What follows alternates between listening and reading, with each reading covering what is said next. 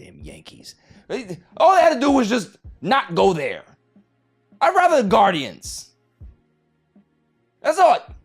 Judge. James Harden. That's who he is. Who cares?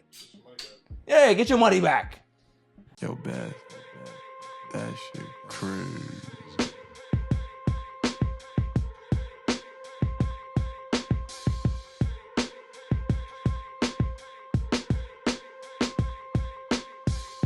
On a Saturday!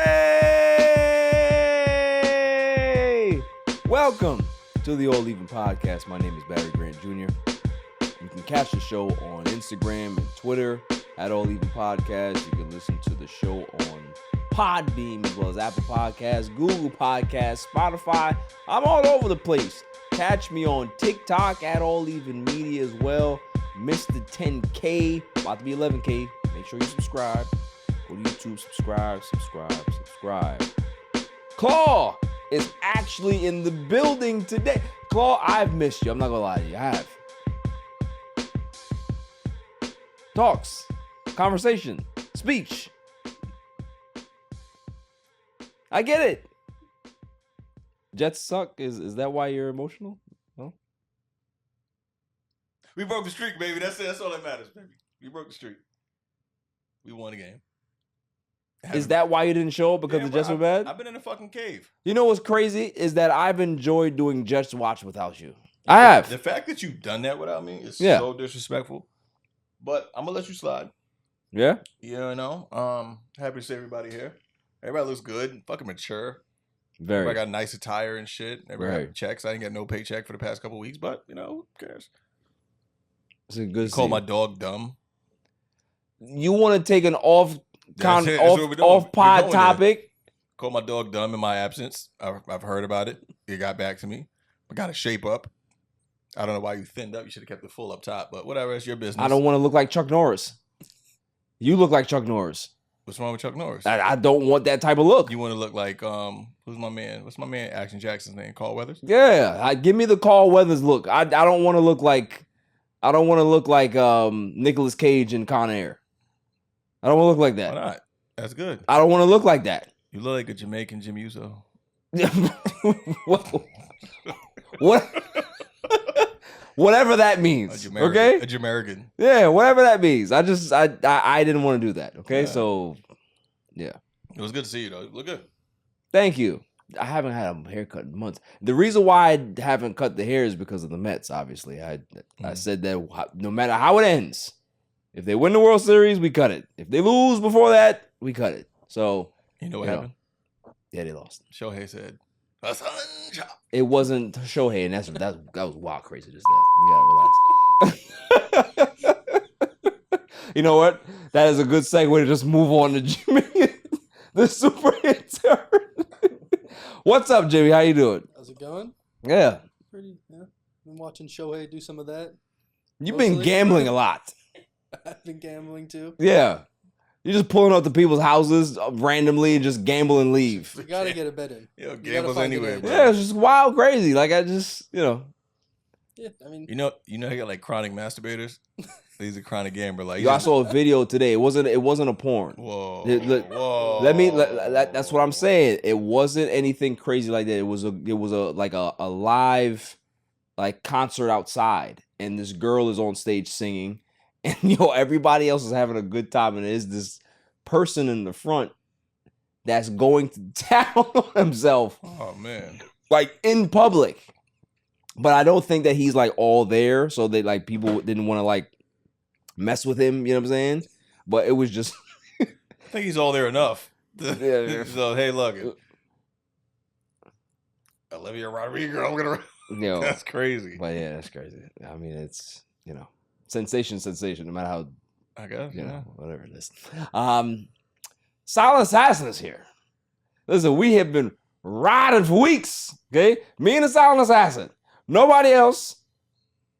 That's a part of this AEP thing. Nobody else has been here. Is this what we rebrand? AEP? It's always been AEP. Okay, I'm just asking. So this is the problem, but Silent Assassin is here. How you doing? Pretty good. Yeah. Yeah. We were having conversations about our Mets. We're going to discuss the Mets. Mm-hmm. There's a lot to talk about. A lot to talk about it. A lot of things, right? We got Thursday Night Football that molds into Jets Watch, right? The real Jets Watch. Not The real Jets Watch, yeah, not the Jets Watch 2.0. I did as best I could. Listen. Did as best I could. There's men and there's... You got to relax. See, I don't throw shots at you. I throw shots at your stupid dog, but not you see, at the... And we got him. Got him. You call the dog stupid. They're coming for you now. Who? The people. I'm not talking about every dog. I'm just talking about yours. That's it. My dog is identified as a smart dog, and you're not allowing it to do so. I love the dog, but the dog's dumb. No, that's hate. That's hate. So we got Jets Watch. Talked about that. What's going on with CJ Stroud? Is there a mental block that's going on? Is there's some injuries on the team? But we're gonna go ahead and dissect the numbers. The Panthers are going back to Bryce Young. Why? Micah Parsons is out again. We're going to discuss the impact for the Cowboys in regards to how they look, and I've talked about the Cowboys ad nauseum. And Nick Bosa did something after the Cowboys game that everybody is talking about. I haven't discussed it yet, and I have a lot to say. In the NBA, I'm going to talk about those Bucks again. You get what you ask for sometimes in life. Paolo Banchero, he's out for I think 4 to 6 weeks with a major injury, and that's going to set the Orlando Magic back. And Russell Westbrook talk. I don't hear those Russ defenders now. It's early. I get it. I still got to talk about it. Major League Baseball, we're going to talk about the Yankees. What do they have to do? There's a lot of problems with that team. And the Mets offseason, we are going to discuss this in regards to what is our ideal offseason for the Mets, who they should go after. I already have my players. All right, I know exactly how much they're going to get, and I know what Cohen has to spend to get it. Irrelevant news of the week, and then the greatest segment on the planet, Dummy of the Week. Dummy, yeah. Now, before we get into any sports, off-topic conversation. Claw, you were talking about the news heard around the world, or at least in the United States. Yeah. Young Thug. Yeah. Home. Got home. He's home. Discuss what happened. For mine, granted, I'm not super, down to the court documents, down to the whatever the stenographer put on the paper or the pad, but apparently he took a plea deal for 6 counts of the RICO charge, denying that he was the head of a criminal organization, right? But stating that he did take some responsibility for some things, that he had to cop out and make this plea with them. They wanted to give him 20 to 25 in return. I think they gave him the time served, which equated to, I don't know if it was 5. I don't know, it's weird, but it equated to something near that, and then he has to do 15 years probation. Wow. Can't be in contact with anybody that he was, dealing with. Has to move out of Atlanta. There's a bunch of other stipulations. Has to do 5 free concerts a year. Now he didn't give up. He didn't give up any not names. Free concerts a year, but I don't think so. No. Okay. And he has to stay in contact with Gunner because they're contractually obligated with each other. So which kind of shows in light of Gunner probably doing the right thing, because Gunner never said, yo, Young Thug is the head of a criminal organization. He said Young Thug was he said YSL was a criminal organization. And that's all they wanted from him probably. And he thought that was enough, and then he can go off.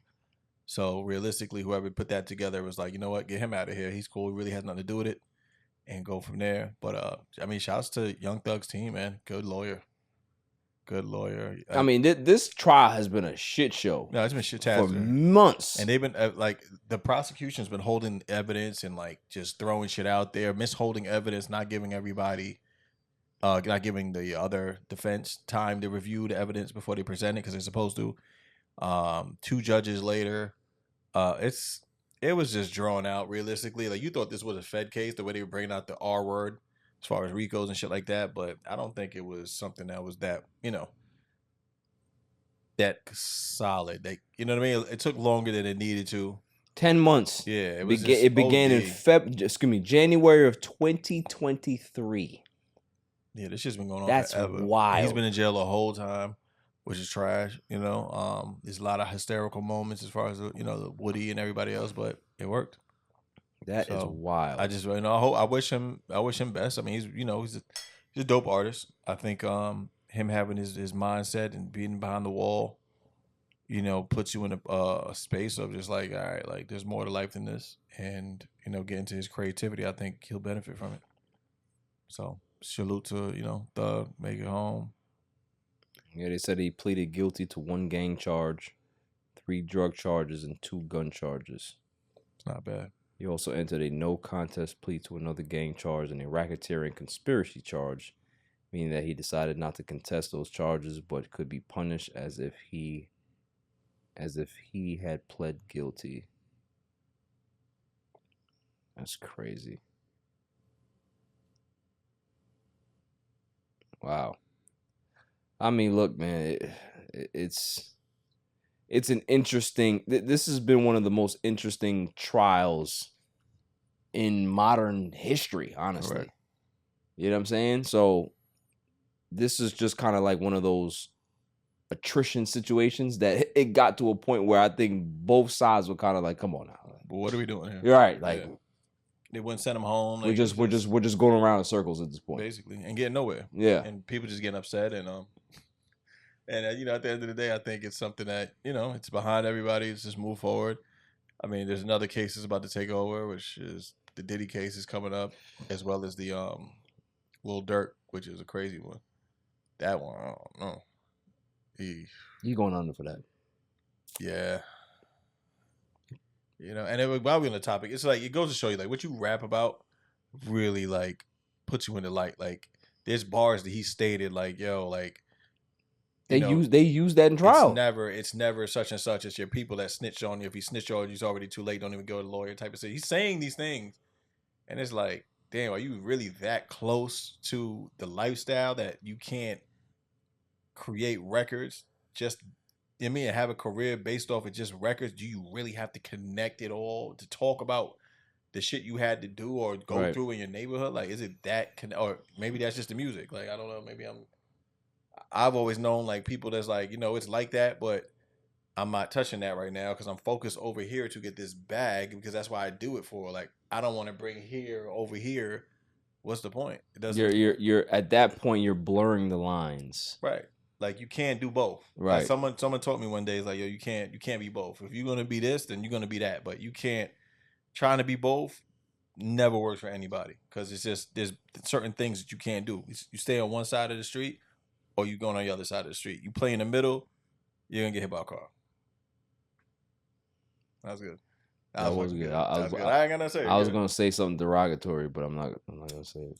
Not about you, but about my dog. Yo, fucking bro. How do you know? You don't know what I was gonna say. Yeah, I can see through your fucking shades.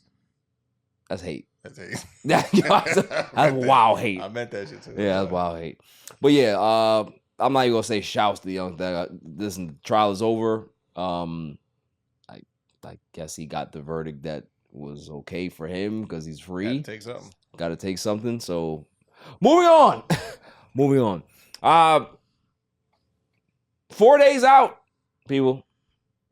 We are 4 days out from the election. I think I'm going to start kicking people out of here that didn't vote yet. So make sure you go out there and vote. No matter who you were voting for, your right as an American is to vote. That's all I'm saying. And a migrant. No, that doesn't happen. It's gonna happen. That doesn't happen. It's happening. It doesn't happen. Okay. They've tested that. You know what's crazy about that? What you actually said? That Mr. Brad Raffensperger, that's my cousin, big guy in that's not your cousin. Big guy in Georgia. They went ahead and had this whole case. Oh, you got these migrants these people that are unregistered voting, right? Took up all of this time, 4 years. You know, they came back and said, oh, there's thousands of people that are voting unregistered or whatever it is, right? Immigrants. And they found the voter roll. And you know how many they found in a 20-year span? 8. Still wasn't 0 motherfuckers cheated. You see what I'm saying? But people who are crazy like that, see, Still and 8. guess 8. Still 8. It's not a lot. It's a lot. There's not voter fraud in this country. We have the most secure elections on planet Earth. We do. There's other places that have banana republics. They don't even have fair elections. They know it. This one ain't that. They have sweaters and dress-up clothes? They have whatever. Huh. So, all I'm saying is that cast your vote. Go early. It's always better to go early than going on election day because election day is madness. Madness. But Trump's a madman. I'll tell you that right now. Like, the latest thing that he did was he threatened Liz Cheney. You know, he said that Liz Cheney is a warmonger and she needs 9 guns pointed out. She needs 9 guns pointed at her face. You can't say that. You just can't. That's what I'm saying. Like, look, you might think it, but you can't say that. You can't. I know, but and for anybody that votes that way, like at some point, I'm not telling you who to vote for, but that's wild. To know that you got somebody that you're supporting and he says that. On top of that, we got the whole Tony Hinchcliffe shit at Madison Square Garden talking about as a pile of garbage in the middle of the ocean. What are we yo, listen. If there's one group of people that you don't want to mess with publicly are Puerto Ricans. Yeah. Like, I'm telling you right now. It's some people and then the Puerto Ricans. Yeah. They not the ones to mess with. Because the thing is, there's Puerto Ricans in literally every town or state in this country. Why? Because they're citizens. They're a part of the United States. Why would you isolate them? Of all the people, I get the whole they're eating the cats and dogs with the Haitians, right? Like, I get that. It's wrong, but I understand what you was trying to do. This, you're literally tanking your chances, bro. There's 500,000 Puerto Ricans in the state of Pennsylvania. There's 1 million Puerto Ricans in Florida.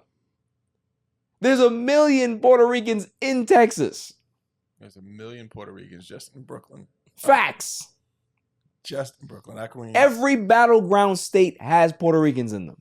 You had Bad Bunny come out. You had J-Lo come out. You had what's the guy that he thought was a girl? Nicki Jam. So Trump thought Nicki Jam was a chick. Like, you got Nicki Jam that took away his endorsement, bro. What's that movie? When the cops say you know you're fucked up, right? You know you're fucked. Come on, this is like the October surprise, and you did it to yourself. So if you do lose, and I'm not saying that he's gonna lose, but it's 50-50 at this point, according to the polls. You can go back to this and say, you know you're fucked up. Right? Come on, Puerto Ricans, bro. It's wild.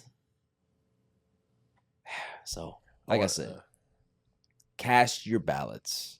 It's going to be wild Tuesday night. I can't wait to get home. I'm an old man when it comes to politics. I'm going to be here at 6 o'clock watching all the coverage.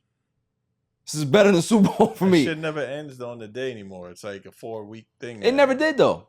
I feel like it used never to. did. You woke up, you're like, as a kid, yo, all right, yeah, Clinton. But no, but that's what it is. You now wake, it's like, when you wake up, I can guarantee this. By the time you wake up Wednesday morning, there will be a president. I don't think so. There will be a president. This is not going to drag out like how COVID did, and because that was just a unique circumstance, There was right? no COVID yet, though. Huh? There was no COVID at that time. Yeah, it was 2020. All the mail-in ballots. Mail-in ballots. Stop the Where count. were you, bro? Stop the count. Stop the count. January 6th. What was wrong with you? COVID didn't happen yet. Dummy. Yeah. It was the end of 2020. Yeah, it was a whole The end 2020, of bro. 2020. That's what. All right, cool. I'm thinking. COVID. We were in COVID. 2019. Yeah, We were in COVID, bro. Nah, I got you. I blame it. I thought everything happened at one time. Nah, we were in COVID. Trump was president for that entire year. COVID happened from like, I thought it was 2019 to like mid 22. Yeah. Or no, 21, 22. Probably like depends on who you ask. Exactly right. Depends on who you ask. Say it's damn, that shit was right now crazy. Shit was wild, bro. Wild times. Wild times. So, cast your ballots. I ain't tell you who to vote for. All I'm saying is that one party says some wild shit and it's wild. And then the other party's like, yeah, let's all kumbaya, get together. We all can be friends. I'm going to have Republicans in my cabinet. We all going to be cool. I don't think that that's a hard choice, but I digress. After the break, Thursday Night Football in Jets Watch, starring Claw. After the break. Yo, it's your man DJ G Money from that Flip the Script podcast. You see it? We in the studio right now. Flip, shut up. Yeah. Oh, listen. Shout out to the All Even podcast. My man Barry Grant Jr. What's up, man? What happened? What you want to say to the people? Shout out somebody else's podcast? Yeah, my nigga the joint. What's up? All Even? All Even podcast. Yo, it ain't even up here, boy. We put this go, what's up, man? All Even. Yo, oh my God. What's up with you, man? Now you gonna that's the shout out, you keeping this? Yeah, keep all that. You want to jump All in the Even camera? podcast, right? Yeah, All Shout out Even. to All Even podcast, right? All Even? That's your man? My man. All right, shout out to All Even podcast. 100%. He cool. Is he cool? Let me see. Is he cool? G. What is it, G? Oh. I shout him out, G. Oh. He cool, man. Welcome back, y'all. Now it's time for the real, the authentic, the OG Jets Watch.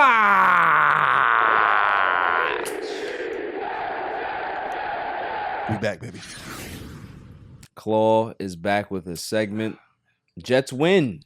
Jets win the Thursday night matchup with the Houston Texans 21-13. Aaron Rodgers 3 touchdowns. The Jets stifled the Texans in the second half. They look good.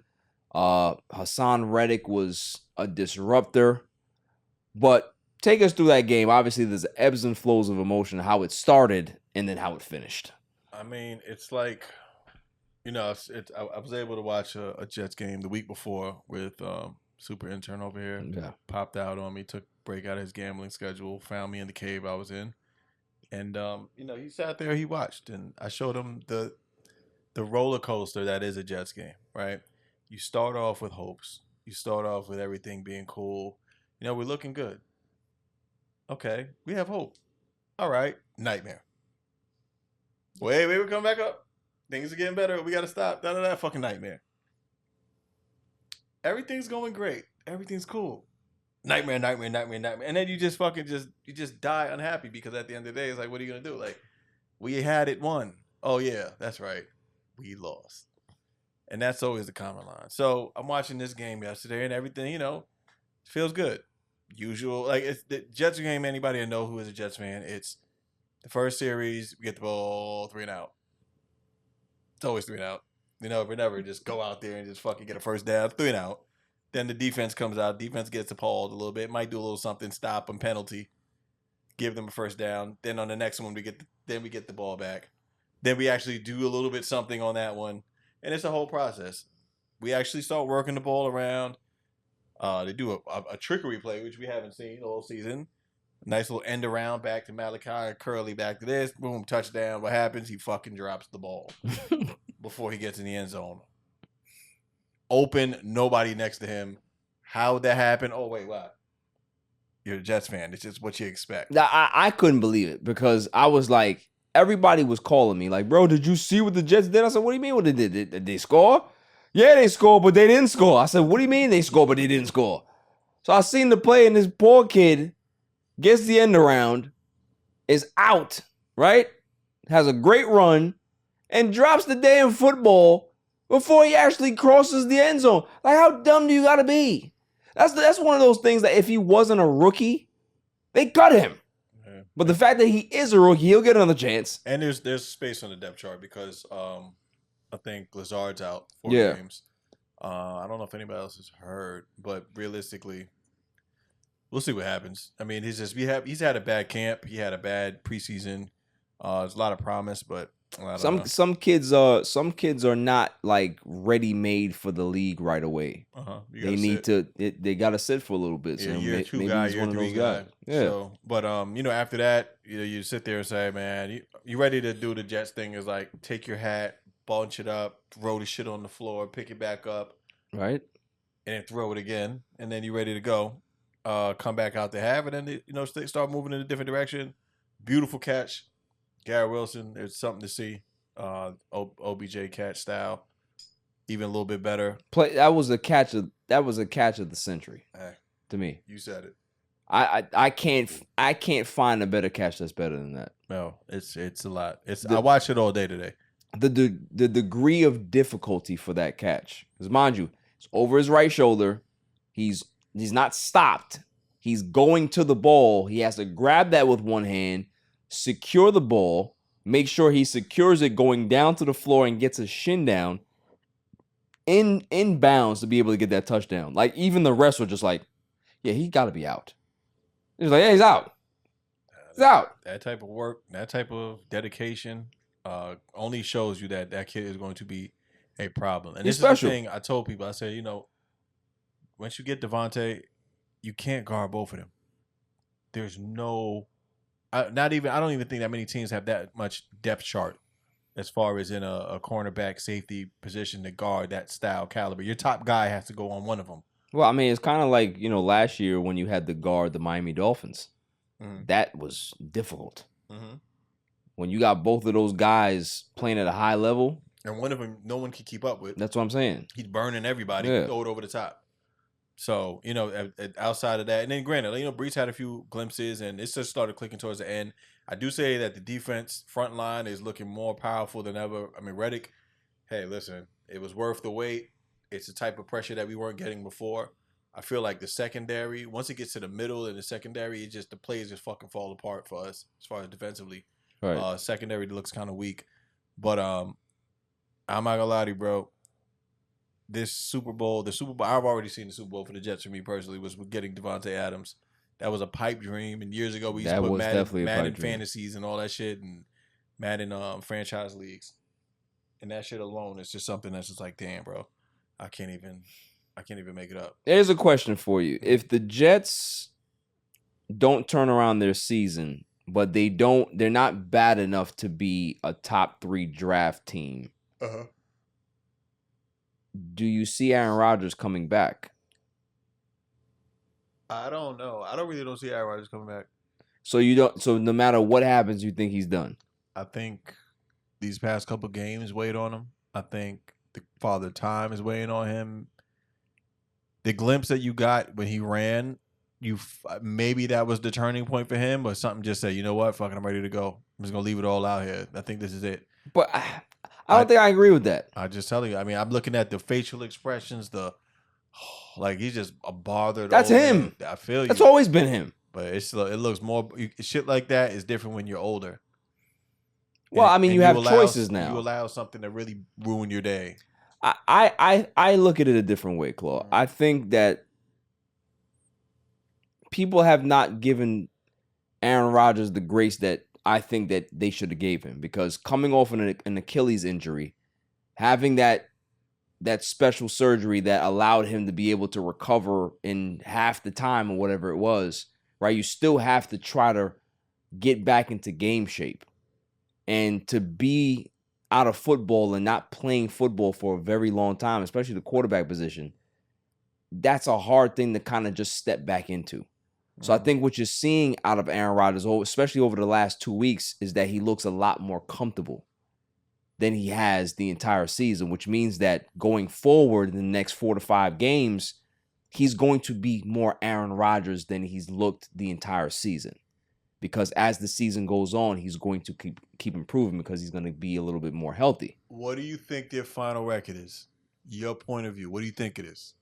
I think if all shakes well, I think they can end up being 10-7. they can run the table and lose one more game. And what does that mean? Playoffs. What seed? That's probably a 6. And then what? Then you make the playoffs and you lose. I don't think that this team is not a Super Bowl team. Why not? Why not? They're not a Super Bowl team. Okay. You don't have the offensive line. Okay. I don't think you have the secondary. We don't have secondary. And to put Jeff Ulbrich and Todd Downing in a situation that they haven't been in, I don't know. I don't think I trust them in a playoff situation. Now, can they get there next year if they get another chance at it as a full staff? Yeah. So that's why I don't think that Aaron Rodgers necessarily retires or goes away. I think the fact that they have Devontae Adams now, I think it's one of those things where they're going to look at each other and say, yo, we got to lock in here. Let's lock in. You made your money. Give back some bread to the organization. Let them build up this fucking team, and let's get it. Because at this point, Aaron Rodgers doesn't need to make $50 million. He can literally take a severe pay cut to help this team, give Devontae his money, get Garrett Wilson his money, right? You got to pay. Brees is coming up soon, but they're going to have to make a decision on Brees. He hasn't looked the same. Nah. Since he got hurt last year, he hasn't been the same. I agree. So there's definitely things that this team can be able to do with the flexibility that they could have if Aaron Rodgers decides to come back and really take shorts. He doesn't necessarily need to pay for the big max. He doesn't. He can do a Tom Brady thing and really help this team produce. So we'll see. Now another question I have is for the new, I don't want to say Jets fan. He's not a Jets fan. Well, he said he is this season, right? He's a gambler. He just said he thinks he's committed. That means a lot from a gambler. Oh, it's a sure thing or no? For this season, yeah. All right, we got him. So, as a future newer Jets fan, like, what is your take of what you see as, and do you understand what comes with this shit? Because this is kind of your like blood in, blood out. Yeah, I think maybe I'm catching him at a good time. Maybe we finally get out this rut. I don't know. Maybe I waited out those 13 years where they didn't make the playoffs, and now I'm gonna come in and maybe they start winning. I mean, and I can feel like I'm good luck. I like him, and then this is a him thing. Yeah, then it's like, I did this. Okay, I'm cool with that. But if they got this year, next year, next year I might be going to wherever Lamar Jackson is. I like him. Lamar Jackson's going. He's not leaving the Ravens. Yeah, that's where he goes. So I'm probably going unless I'm giving the Jets 2 years. I mean, that's a reasonable amount of time. I mean, you stuck around. The Giants lost. That is a fabrication and propaganda. That is. It was the Jets and the Giants lost that flat out, right? I mean, look, the silent assassin, she needs to give it up. Like, I don't really understand why she continues to root for a team that has a quarterback that has smaller hands than she does. When I look at her, like, when she says she's a Giants fan, like, I see that, like, her hair. Yeah. Like, the middle of her hair just goes away, and it's just, like, bald. Yeah. And then she has the George Jeffersons on the side. Yeah. And then that's all I see when she's a Giants fan. I don't see the cool her. I just see this. Yeah, I see Fran Drescher. That's what I see when she's there. I'm a Giants fan. Yeah. Come on. I even forgot her last name because I thought her last name was Giants. Facts. That's all I'm saying. So, I think the Jets, as I said, I laid out the next 5 games. I think they have a chance to go 4-1 in these 5 games. They do. They play the Cardinals next week. You have who else after that? The schedule is very winnable for the Jets. Cardinals, Colts. I just had it up. It's not fair. You guys can go on a run. It's not fair. And a week-to-week league, if you guys go ahead and win the next 2 games, everybody's going, hey, Jets looking good. It's not fair. Like, that's not fair. What do you mean? It's not all right. And y'all solved the problem. Y'all got rid of the fucking kicker. It's not okay. You got rid of the problem. He was a problem. It's not okay. Matter of fact, his rights should be revoked. Like, they need to fire him and then ban him from the stadium. He's fucked up. He's Greg the He can't even get a Metro card in New York. That's how it should be. No Metro cards for you. How do you have home field kicking advantage and fuck up and can't make a chip shot? We're not even talking about 50-yard field goals. We're talking about 40 pieces. Chip shots, bro. Oh my God, bro. 3 games. Think about it. The difference between being 3-6 and 6-3 is your kicker. That's real. Vikings. Right? Steelers. Bills. You guys have had a very tough schedule. And if y'all had the inverse of a schedule and not really playing that well, you can really say, yo, this team is going to be, I mean, but think about it. Had you been 6-3, Solid probably would have still been here. Maybe not. Because you heard the reports, right? About him going to... Boy, was I right. I love being right. He's going to Green Bay? No, I don't care about none of that. I love being right. That's all I'm saying. That's my segue. Let me land the plane. I was right. When I came in here and said the reason why he got fired was because Woody Johnson said, oh, nah, you ain't with this. You got to go. He didn't want Devontae.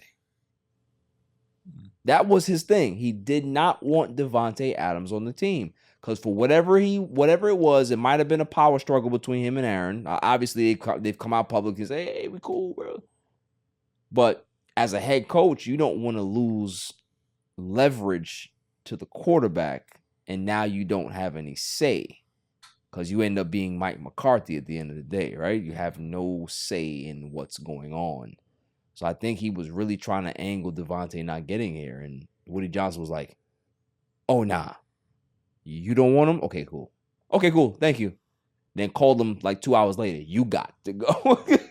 You got to go. Because remember, after he got fired, shortly after that, Devontae was in New York. Shortly after that. So, and then they just dropped the report and said, yeah, that's kind of accurate. So, I knew it.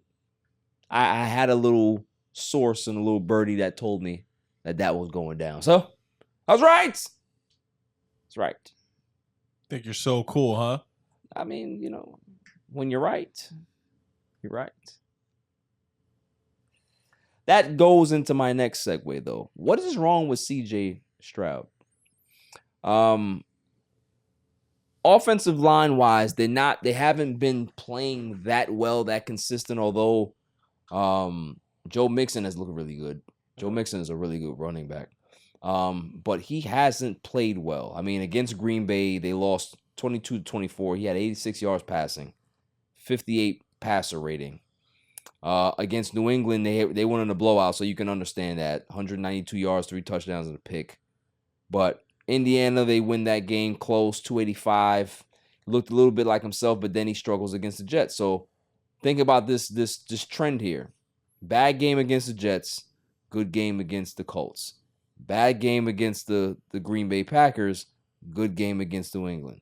So there's a bit of inconsistency that we didn't see last year, right? Yeah, Jets beat them last year. That was one of the only games they won. Granted, but what I'm saying is that just in his play as well, but I think you can be able to kind of say that this is a sophomore slump. That's a real thing. A lot of people don't realize that these players, these quarterbacks, they might look good in year one, but they tend to regress back to the mean in year two. You got to go ahead and make some adjustments and stuff like that. We've seen what happened with the kid Richardson with the Colts. He got benched. They said, "Yo, give us the old guy. Give us Joe Flacco. We'll take him." So I think I want to see how CJ gets out of this. It's a rut. It's some inconsistent play, but I'm not necessarily going to say that he's playing terribly to the point where I'm concerned. Look, he's still on the season. 63.5 completion percentage, 11 touchdowns, 4 interceptions. He has a 91.9 passer rating. So he's not bad, but he got sacked 30 times already. That's a big number. It's a big number for a quarterback right now. So we'll see how he ends up responding to a loss like this. I mean, due to his history, we've seen guys respond, have good games after bad games. He's had that in his career. So I'm going to trust this kid to be able to get it done. But, he's an outlier. But guys like Richardson and other quarterbacks and other players, I've always said that I think young quarterbacks, when they get into the league, they need to sit. I think it's very important for a young quarterback to sit for at least a half of the season. Even if you don't want to sit him for the whole year, But sitting and understanding and seeing the speed of the game and really understanding the concepts of what you're seeing, I think it's important for a quarterback to process and get, rather than just putting a guy out there and just letting him fend for himself. It doesn't work for everybody. For every CJ Stroud that has success, for every Ben Roethlisberger or whoever it is, for every Dak Prescott, you're going to have kids like Richardson. You're going to have kids like Ryan Leaf. You're going to have kids like Jamarcus Russell. Zach Wilson. You know what I mean? Sam Darnold. You're going to have these guys that struggle, that need to sit for a little bit. Jamarcus Russell. Yeah. You don't remember him? He was the number 1 pick for the Raiders. I remember. Yeah, it was horrible. I said his name. Yeah, I said Russell. That's why. I don't know if you heard. Seneca Wallace. The Seneca Wallace. Stop it. But guys need to sit, because for you to go to your 40-year-old quarterback to say he gives us the best chance to win games, what do you do with this kid going forward? Because you started him, he gets hurt, you start him again, he plays bad, and now he's no longer the starter. This is why you need to draft him, because he wasn't ready in the first place. He didn't really play much in Florida. He had 1 year starting. You sign a veteran. Had you signed, Flacco last season or whatever it was, or started him the start of this season, this kid would be ready to go now. Right? If the team is playing well, if they're not playing well, you say, listen, he sat it a while. I think it's time for him to be able to get in there and see what he can do. But taking a young kid and starting him and then pulling him out just kind of ruins his confidence. That's why I think you should just sit guys to start their careers. I don't see a problem with that. Pat Mahomes sat. But you know what it is, too? I think this league is so based on finding your guy. Right. That's true. And fast turnarounds. Because you don't have too many windows. It's not a project. It's no patience. No patience, but it's not a project, an ongoing project when you have certain quarterbacks and certain rebuilds, because you don't even know how good your job is. That's the thing. That's what I'm saying. There's no patience. Like guys don't have the 4 years to be able to sit there and develop their system. Like you gotta be off to the races. It's kind of win now in a sense. Like with everybody, you got to build this team up now, do this shit now, because we had first pick and we can't afford to not have first pick. We got to fill these seats, because what happens with a good quarterback comes with good tools around them. Okay. Then put people in seats. Right. So we got to look at the business aspect to make the organization somewhat profitable. In my opinion, they put these people out there. Oh, he did great in college. This is the promise that we're getting. This fucking kid sucks, so I got to do it again. Like Spencer Rattler. I know I expect him to be great, but I mean, he did pretty good. He did pretty well. Yeah. But then he's off to the side now. But I'll tell you who is back, and it makes me feel good. He ain't a rookie. Goddamn Jameis Winston, son. Oh, my goodness. He's going to let it fly. 4 touchdowns a game. That's what Jameis does. Jameis Winston is one of the most interesting follows, as well as post-game, conferences.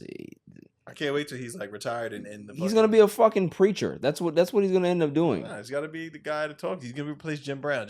I don't want to hear no Jameis Winston. You bugging, bro. I want to hear that every Sunday. He talks too much. Love it. Love it. I wouldn't like to see that. I love it. I love it. Moving on. Panthers are going back to Bryce Young. Why? Don't know. I just started Thielen this week. I feel like an idiot now. Yeah, you might as well bench him. I got to put him back on IR, which I can. He's not good. Listen, I don't like to doom kids' careers because he's still young and he can be able to turn it around. But, bro, they was balling with Andy Dalton there. Running game woke up. They look confident. Guys look like they knew what the hell they was doing. You put this kid back in there, they gonna be like, oh, why? Why? Tell me that it's human nature. Why did you do that? I don't get it. I don't get it. I don't see the talent. It's not like a CJ Stroud situation where that kid is big time. Mm-hmm. This kid has more question marks than he has anything else. He's skinny. He's small build. He does have an arm. He can move, but I mean, maybe they're hoping that he'll find his groove. Maybe it's his job to lose. Well, I mean, they gotta get the most out of it. He's the number 1 pick. Yeah, was. Yeah. So Was. They gotta get their money. Gotta pay it. If you were a GM and you went ahead and drafted a kid number 1, and he was a bust. What am I, number 1 overall? Overall, Yeah. As a GM, Mhm. would you stick with that kid just because of pride and reputation or your job security? Or would you go somewhere else? It depends on what the rest of my team has. Right, because the thing is, like, if your job depends on performance, right, and you drafted a kid that's not ready, and you go ahead and you go find a veteran off the street or via trade or whatever it is. Off the street is disrespectful, though. Well, that's normally what happens. Some of these guys are just sitting home and they get a phone call. Guys like Matt Schraub. No wrong with Matt Schraub. That's all. But he's literally home. He's off the street. Mark Brunell. Right. That's just somebody, right?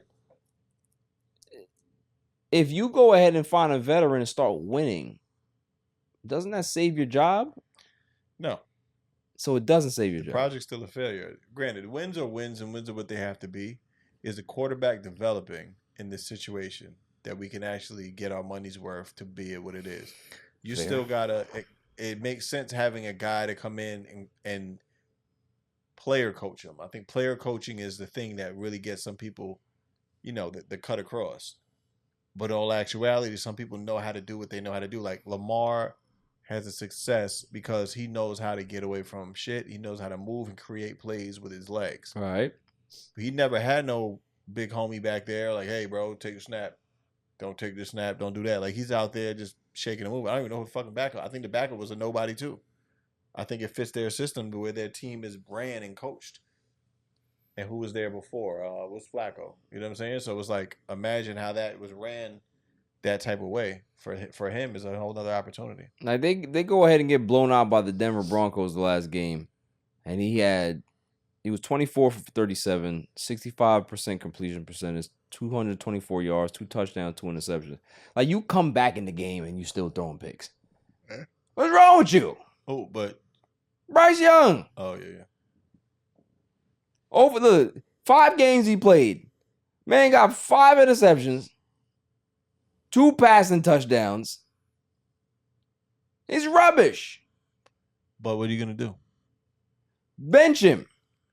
You did. For the season. And then what? Come on. Then you go draft somebody else. Go get Shador. And it's over. They're not getting Shador. Why not? They got the worst record in the league. They won't have it. They'll fuck that up. Shador's going to the Giants. Why would you want to do that? I don't want it to happen. It's just gonna happen. That's wishing bad. Because you know what it is? At the same time, if he fucking sucks, then what do you think the next one's gonna do? The system's fucked up. Are you gonna fire the whole coaching staff? The organization is bad. How many new quarterbacks have they fucking had in the past 10 years? They've had a great deal. Shit. So at the end of the day, it's not the quarterback situation, it's the quarterback coaching. Same with the Jets. I don't want a new quarterback here. And if we do, put him on the side, let him learn from Aaron Rodgers and Todd Downing? Tyrod Taylor. Have some respect, man. Oh, Tyrod Taylor. And let my man Martinez learn from them. Keep him on the side and let it go. You know what? We're gonna move on from that. What's wrong? Martinez is the third string. That's where he's gonna stay. Yo, you a just hater. like Streveler. You a hater. Just like you talk about Streveler was you thought Streveler was the next Kurt Warner. Get the hell out of here. Better than Dak. There's not a lot of people that are better than Dak. And he's one of them. So Ligma. After the break, we're gonna have some NFL predictions. I like was it week 9? What were we at? Week 9, week 10? Yeah, week 9. After the break. Yo, this is Cigar Gents and Gals. I want to give a shout out to my boy Barry for All Even Podcast. Keep doing your thing, bro. Killing it. Week 9 NFL picks. Who we got? What's the slate of games? Jimmy, super intern, do you have the list? I do have a list. Should I go down it? Yes, sir. Patriots, Titans. All of them at once or one at a time? No. One at a time. Yeah. Patriots, Titans. So you got Patriots, Titans. What's the spread? Patriots plus 3.5. Plus 3.5. So they're on the road. Yeah. That's 2 bad teams. I like the fucking Titans. Why? Fuck the Pats. Well, because they beat y'all. Fuck you. I think, well, look, Drake May, I think that kid has some talent. They found their quarterback of the future in regards to the Pats. Yeah, give me the Patriots. I like the Patriots to be able to win this game. I think it's a winnable game for them. It's obviously, tale of two bad teams. They actually have the spread as Tennessee minus 3.5. So, Yeah. I'm not taking that. I definitely got the Patriots. Who's next? Saints, Panthers. Saints and Panthers. And Panthers are plus 7.5. Okay, so that means that the Saints are minus 7 on the Yeah. road. You have Derek Carr coming back against a horrible Bryce Young. Just off of default, give me the Saints. I think the defense is better. I think Derek Carr is going to be okay. The fact that Kamara's banged up, but they do have other weapons they could be able to turn to. Having no Rashid Shaheed, that's crazy. But they still have enough. The Panthers are just bad, and Bryce Young is bad. So who's next? Broncos, Ravens. Ravens. A hard one. That's actually a pretty good team. Ravens are minus 9.5. Yep, both teams are 5-3. Ravens are at home. Bo Nix has been playing good. Cool. Sean Payton has had this team playing well. They look good. They look like they know what they're doing. They have a scheme. And there's no number 1 draft picks on that team. Yeah.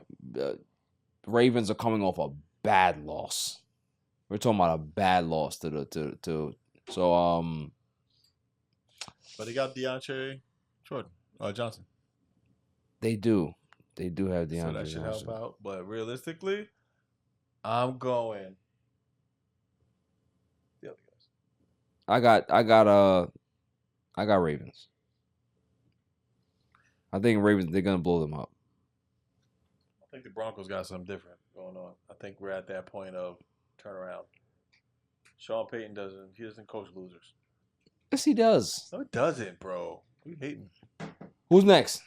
Raiders, Bengals. Bengals. That's Bengals actually going to be -7. better game than we actually think it is. Bengals do this every year. They start slow. They look like dog shit, and all of a sudden they start to put it together. They're 3-5. They're minus 7 at home. I think Joe Burrow and those boys beat the hell out of the Raiders. Yeah, I see that happen. 35-22. Joe Burrow wins. Who's next? Chargers, Browns. It's basically even. Chargers, Browns, yeah, pretty much 1.5 on the road. That's a crapshoot. Chargers defense has looked good over the last couple of weeks, man. They're really their defense is actually ahead of their offense. They got to figure out what they're doing offensively because Herbert doesn't really look good. The running game is but the defense. The Keenan Allen missing is it's big. He's not even relevant. Yeah, right it's now big. In the league. It's big. But I still give the Chargers the edge of this game. Yeah, give me the Chargers 1.5. I like that. I'll take that. I'll take the spread. Who's next? Dolphins, Bills. Bills minus 5. Okay, that's an actual good game. That's an AFC East matchup. Bills always match up well against them. Tua is back, obviously. He is. So that changes a lot. They do have Buffalo minus 6 though at home. So Buffalo's a pretty good team. They are. They're solid. They're solid. I can't say anything about it. I think the running game has been the best it's been in maybe the Josh Allen era. They're running the ball exceptionally well. So I could definitely got the Bills winning this game comfortably. It's going to be a tough game, but not tough in regards to them being able to do what they have to do. It's always going to be a tough game because it's a division game. I go Bills, but I like that. I got the Bills winning. Who's next, Jimmy? Cowboys, Falcons. And Falcons minus 3. I would double that up. Falcons minus 6. Listen, the Cowboys are bad. They're bad. They have CeeDee Lamb. They can't get separation. They have the worst running game in football. Rushing attempts, last. Rushing yards, last. Yards per carry, last. Rushing touchdowns, last. Everything's last. The worst running game in the league. And when you think about that and realize that they could have signed Derrick Henry, and you have Jerry Jones talking about he didn't fit. What fucking scheme are you talking about? Terrible. It's hard being a Dallas Cowboys fan right now. So I got the Falcons winning that game. They're going to put a 40 spot on the Cowboys. They cooking too. And they look good. They cooking. Because Kyle Pitts is woken up. All you needed was a quarterback. All you need is a stage, God. That's all you needed. That's all you needed. But that run game is solid, though. The whole team is solid. Drake London, it looks like a wide receiver one. He looks like the guy. Like a Keenan Allen vibe, I guess. Yeah. Mike Evans. Yeah. Yeah. Who's next? Commanders, Giants. Commanders, Giants. This is going to be... Now, look, granted, I am not going to shit on the Giants. I think that they've been playing a lot better than what their record says. You know what I'm saying? They're 2-6. They've played a lot better than 2-6. I think Daniel Jones has had some good games. He's had some bad games, and that's what makes him average, right? He's not a great quarterback, but he's not somebody he's not a Bryce Young. He's not terrible, but they do have bad pieces on this team. They don't have enough right now. The Commanders just won one of the craziest games we've ever seen in regards to that Hail Mary. Jaden Daniels is really good, a little banged up right now, but they have the advantage. I have the Commanders winning the game easily. Same. Who's next, Jimmy? Bears, Cardinals. This is actually my locker game of the week right here. I think this is going to be a fun, exciting game. You got two really, really good young quarterbacks. Two teams that have interesting outside weapons. Caleb Williams is getting better every week. Every week he steps on the field, he looks better. So, and that's what you want to see from a young quarterback. Kyler Murray, he's looking better. Like, he's not making the mistakes that we've seen him make in previous years. So this is why I think it's going to be one of those exciting games. I think it might be the most exciting game of the week. And that's why it's my locker game of the week. So head to Locker, download the app, use promo code ALLEVEN, join the All Even League. There's other leagues that you can be able to join as well. There's bonus prizes you can be able to win, instant money. So go ahead and download the Locker app, get in there, get some money, do what you got to do. Who's next? Jaguars, Eagles. This is an easy game to call. We got BoJack Horseman against the Eagles. Eagles are -7.5 at home. Give me the Eagles. I know that Trevor Lawrence has been playing really well over the last 3 or 4 games. I think he's top 10 in QBR, playing well.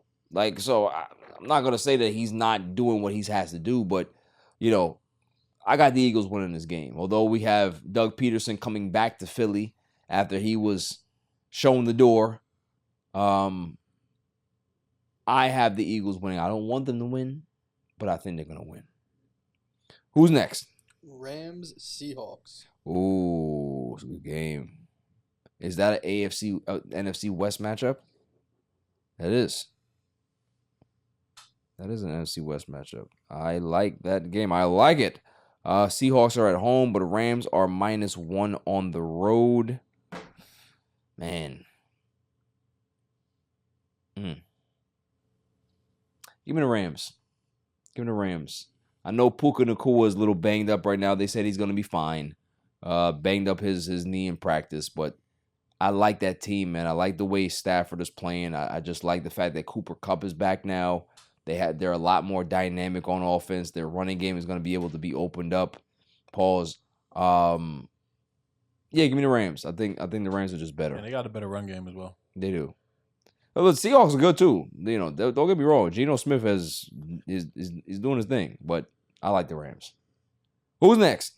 Lions, Packers. Ooh, This is a game.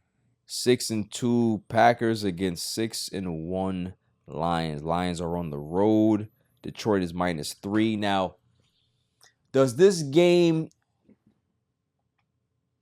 the fact that Jordan Love is hurt, he's a little banged up, right? Malik Willis has to come into the game last week.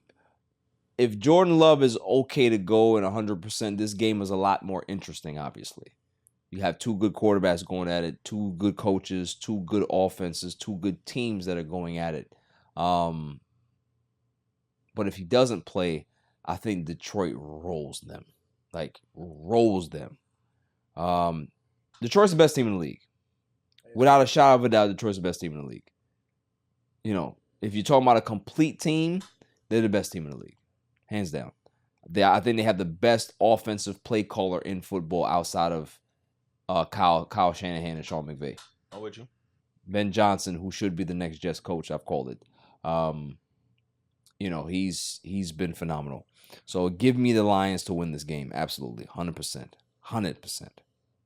Who's next? Colts, Vikings. Colts, Vikings. All right. Colts are on the road at Sunday Night Football. Vikings are -5.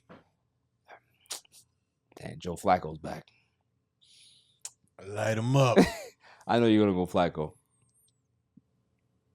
Yeah. It's Flacco versus Darnold. What are you going to pick? I'm going Flacco. I don't know, man. The shit he brings to it is different. There's some fucking magic. But I think it'll be a good dust. game, though. We're not talking about PCP. Sprinkled on him. Yeah, I think it's going to be a good game. I think it'll be a shootout. I'm going shootout. So you're going shootout. Shootout. Both two good defenses, right? But the offenses are. You got Shane Steichen versus O'Connell. You have our boy, defensive coordinator for the Vikings, Flores. Right? So, you know, they got lit up last week, but I think they rebound this week. I think everybody's waiting for Sam Darnold to kind of like go back to Sam Darnold and start making mistakes and looking bad, but I don't think it's going to happen. I think he understands his role. I think he understands that, listen, I don't necessarily have to be Peyton Manning or Tom Brady. I can be able to be a game manager, make sure I don't make mistakes, minimize the game plan, and allow our stars to be able to do what they got to do. Plus, they got Hawkinson coming back probably this week. They do? Yeah. I think he's going to be available for week 9. Back. So that's a whole nother option. That's a whole nother dynamic to your offense. Yeah. So that's going to be big for them. And what we got left? The Monday night game? Yeah, we got Bucks, Chiefs. Bucks, Chiefs at the Monday night game. Bucks are 4-4. Chiefs are 7-0. They got Kansas City -8.5. That spread is too wide. I don't think that the Bucks are going to be that handicapped in the game. Maybe. I don't think the Chiefs are that good. I said what I said last week. Patrick Mahomes is one of the most overrated guys at this point. The team is good, but he's been playing like shit. That's a fact. We got to be honest. And everybody's like, oh, well, you know, they're 7-0. I get that. But how is he playing? Baker Mayfield's playing a hell of a quarterback right now. He is. Baker Mayfield right now is a better quarterback. I'm not saying that he's better overall, but right now he's playing a better position, better quarterback. So who am I going to pick for the game? Give me the Bucks. Damn that. I got the Bucks upsetting the Chiefs at home. What you got, Claude? I don't know, man. The refs are just very powerful. I mean, it's very Patriot-like. Let me just say it again because I said it off mic. I said the refs are very powerful. So realistically, when's this game? Monday night. Oh yeah, fucking they won. Chiefs won. It's primetime game. Come on, everybody's watching. Goodell's watching. It's come on. Yeah, so that is our Week 9 NFL predictions and picks. Moving on. Micah Parsons is still out for the Dallas Cowboys as they continue to try to figure out who's going to be available and who's going to step up for this franchise. I'm not shocked. I think Micah Parsons is a good player. He's not great. For me, he's not an impact player. He's not a guy like Aiden Hutchinson. He's not a guy like TJ Watt. He's not a guy like, you know, Joey and Nick Bosa. He's not those guys. So what is his impact? Do the Cowboys miss him? He's easily schemed out a game plan. So we'll see what happens. I mean, I'm not too impressed. Like, going against a Falcons team, you think that he was actually going to be effective against the Falcons that know how to get the ball out quick to get to their playmakers. They have a ton of them. Who are you going to guard?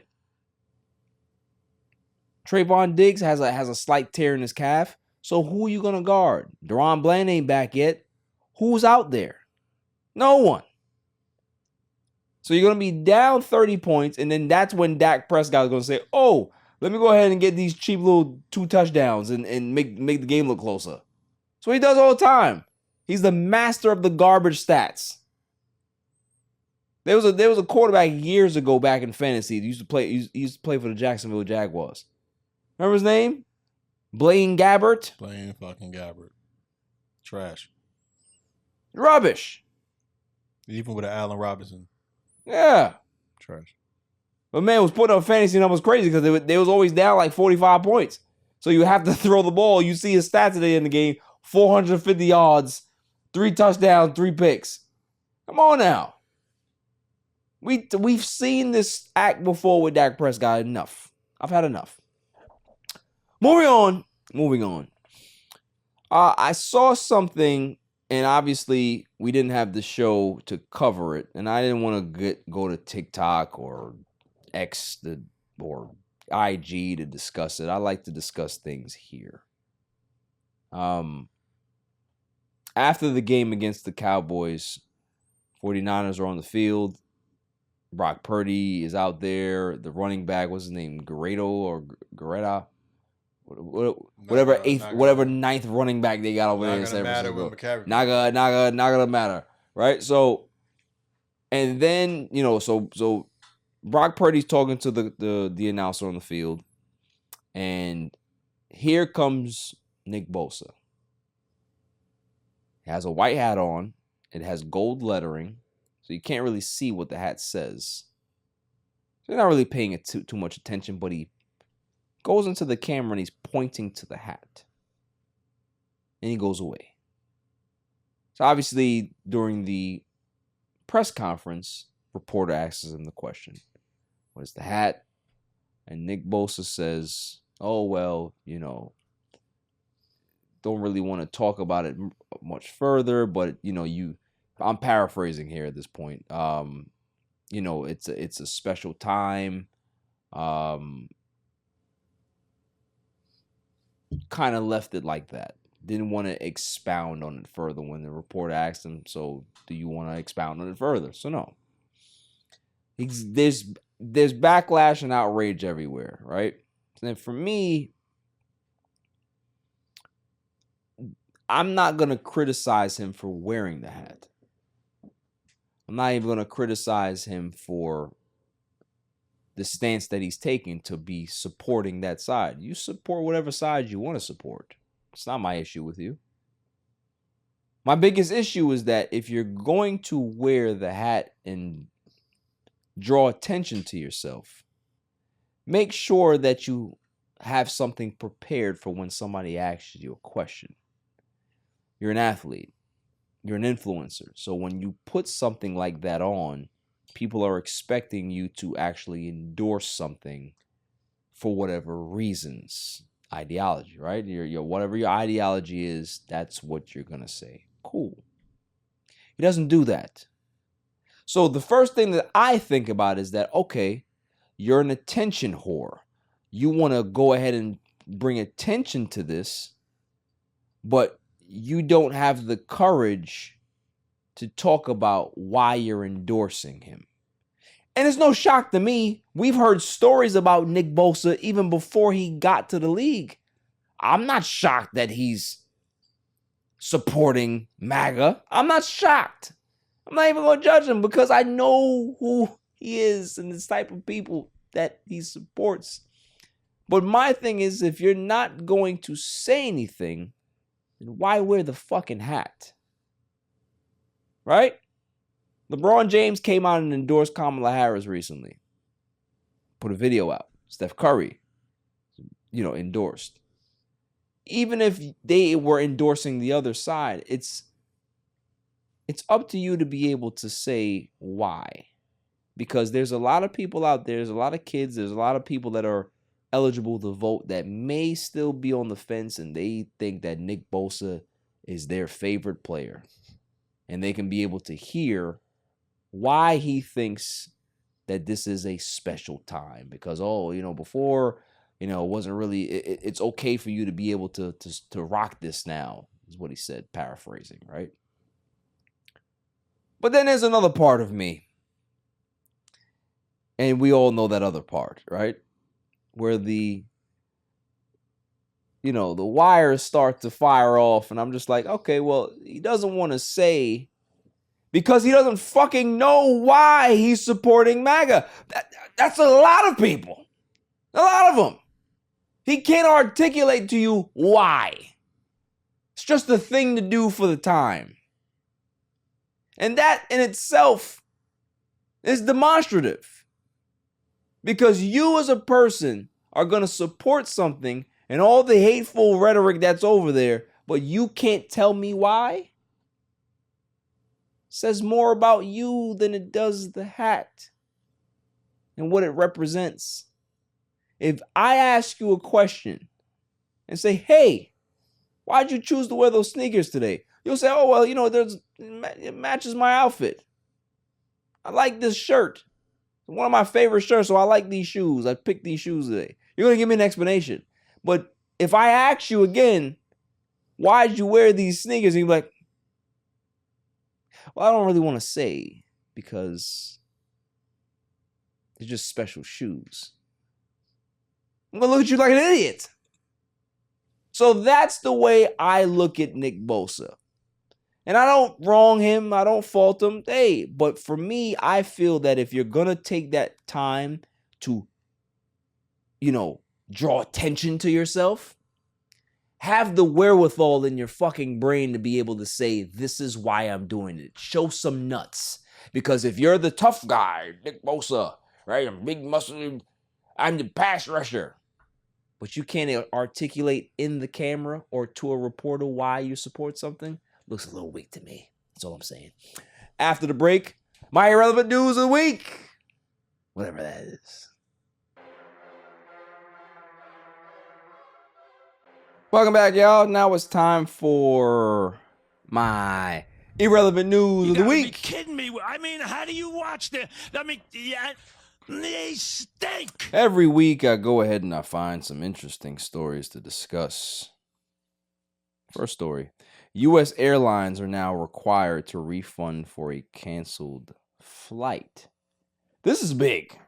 Because they wasn't doing that before. Like, you can be able to buy a ticket and then he'd be like, yeah, well, sorry. I wonder what changed. Let's see. Airlines in the U.S. must now automatically refund passengers with cash if their flight is significantly delayed or canceled, even if the passenger doesn't request a refund. So they gots to do this now. The new federal regulation requires airlines to process refunds within 7 business days for credit card purchases and within 20 calendar days for other payment methods. Transportation Secretary Pete Buttigieg emphasized that, that's my guy, that passengers should receive their money back without hassle. What airlines do you think are going to need to pay off this? Spirit. Yo, I know Spirit's going to be tight. They got to pay this money back. And those discount airlines too. What's the other discount airline? Frontier. Frontier, right? Some bullshit. They tickets is like $13 anyway. So they're going to be...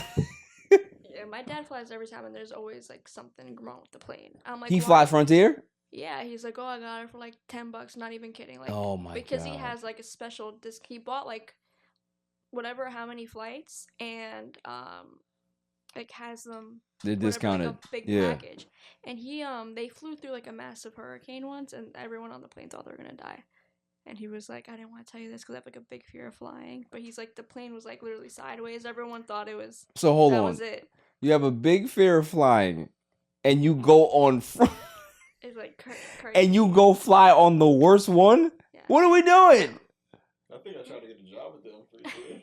I mean, look, respect to you. You be able to work for them. It was sad. It was like, hey, it's per diem. It's like, you really don't have a schedule. We'll just call you the fly places. Are you serious? Yeah, dead ass. And then they uptick you and they tell you, like, yo, you make like 60 bands a year. I'm like, yeah, if you call me. Right. What if you don't call me? I'll just be jumping on the plane back and forth from this place to this place to this place to that place, and I know where I'm going, no schedule. Just trash. That's wild. Yeah, fuck them. Oh yeah, fuck them. Yeah, that's. But I think it's a good thing though, because there's a lot of these airlines used to do some bullshit, bro. They still do though. Like they be like, oh, we can be able to credit you. Fuck credit. Give me my goddamn money back so I can be able to do something else with it. No credit. Yeah, we can credit you for a year. I don't plan to fly near it. My job ain't gonna give me no time off. This is the only time I had to go. My trip. Yeah, this was it. It's crazy. So yeah, shouts to Pete Buttigieg for that. That's my guy. Pete Buttigieg. Yeah. Moving on. Blake Griffin is in talks with Amazon to fill a Charles Barkley-esque role in Prime's NBA coverage next season. Do you think that he can be able to fill a Charles Barkley type of role, though? Absolutely not. It's just... I don't see anything that I would even want to hear him talk about. And first of all, or second of all, because that was your first of all, but second of all, I don't like Amazon Prime's coverage of sports. They football, it's garbage. I hate their halftime show. I don't think it's very good. Let's be honest. I don't like the whole Peyton Manning and Eli Manning thing either. I think that's... Now you gotta relax. That's fire. I just don't think it's the cool. simulcast is hot. That's good. Yes, I just think, what the fuck I need to hear what he's talking about for? Because it's Peyton Manning. Who cares, bro?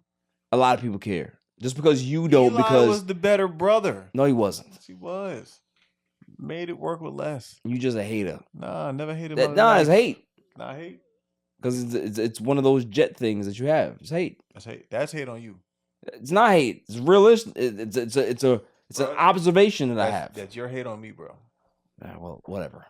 Yeah, I don't know. I don't know. I'm curious to see what the NBA, what they're gonna look like on Amazon, right?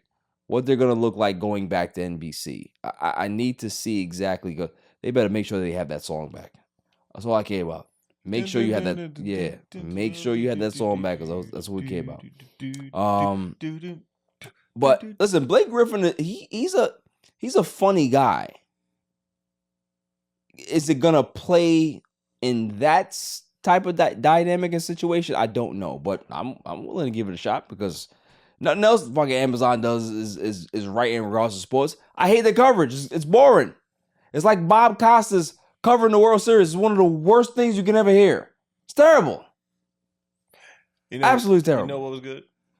What? Harry Carrier. Harry Carrier. Yeah, he was good. I like him. Harry Carrier was good. Shouts to the Cubs. Moving on. Here's a question.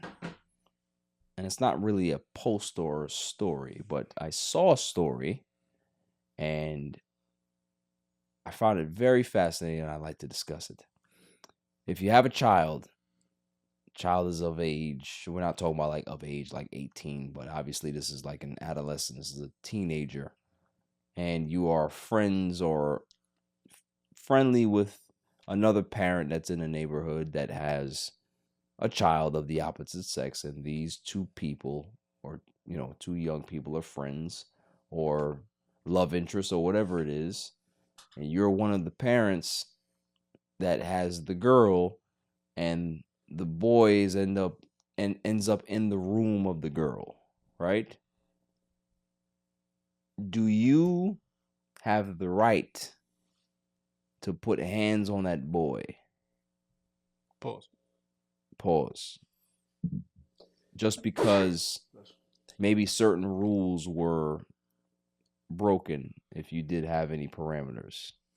Thoughts? Claw, I'm looking at you. I know. I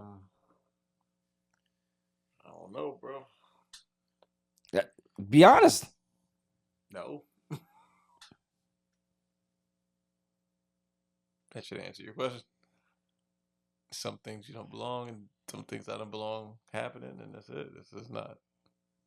So if this kid, if they're friends and he ends up in the room, you shouldn't put hands on him, correct? Ends up in the room. Are you home? Yeah. You been home the whole time? Yeah. You don't have to put hands on him for that. Just escort him back where he needs to go. Right. So if the other parent, come home, right, and you know the situation and the situation you're not supposed to be in there, and you come home to that, that's a different conversation. But why is it different? Because now it's being a line stepper. This is a kid, though. This is what are we doing? What kid are we look? What are we looking at?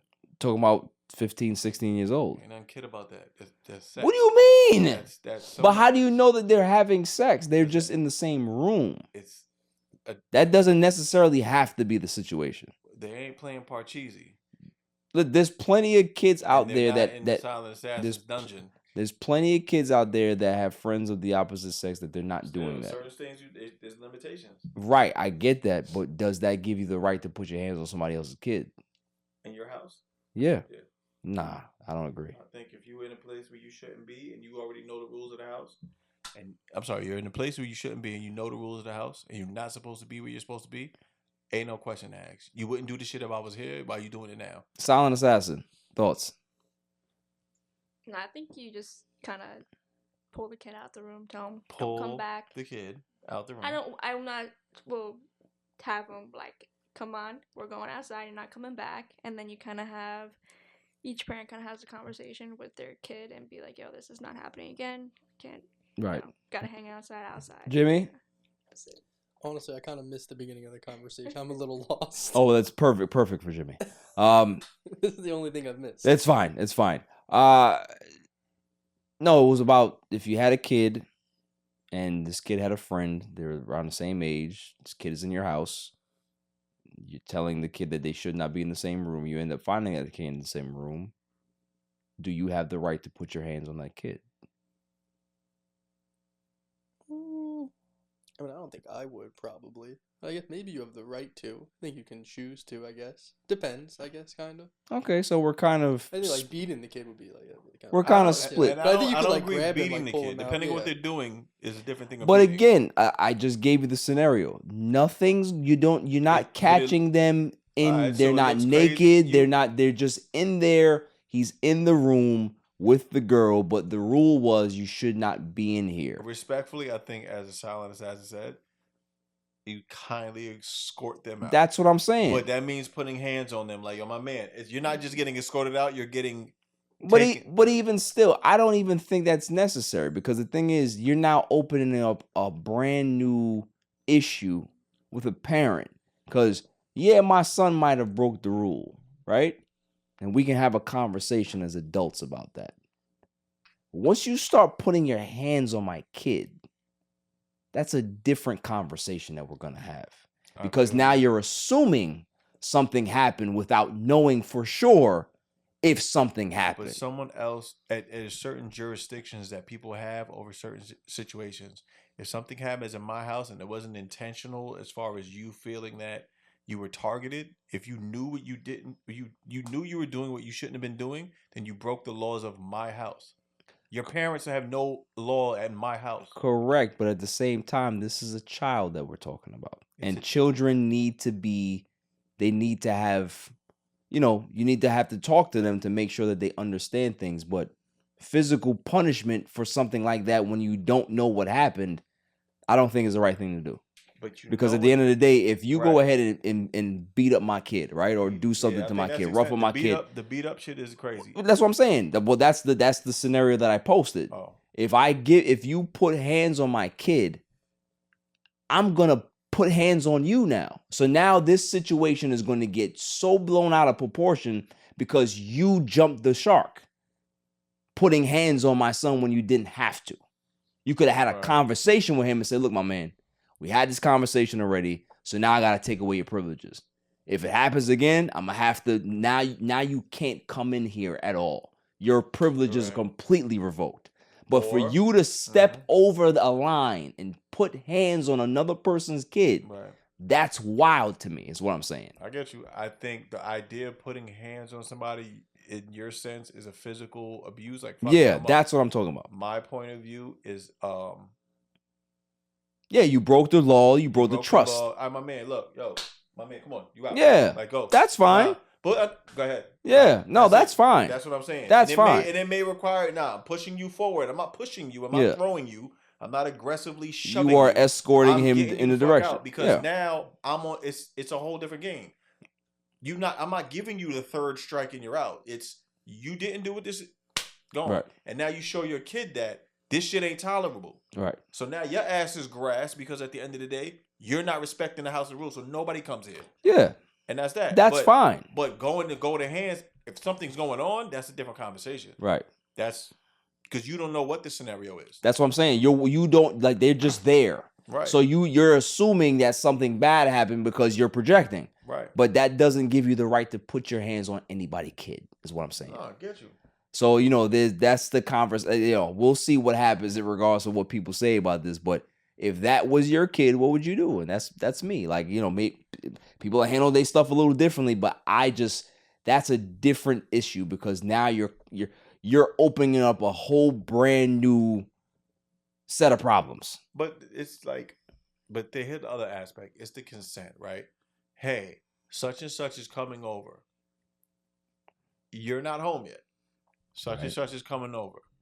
Okay, you know the rules. Yep, I know the rules. Okay, you get home. I was gonna say this name is just crazy. No, it's all right. All right, cool. Is in the room and you're like, yo, what the fuck? Like, yeah, I get that, but at the same time, it's now look, now you come home to some shit.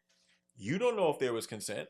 You don't know what the fuck is really going on or what happened and what got lured. You don't know what somebody's intent was. You don't give nobody an option at that point when it comes to your kid to see, well, this was your whole plan the whole time. How do I know? Even if my kid was the one that infiltrated, I'll get to the bottom of it.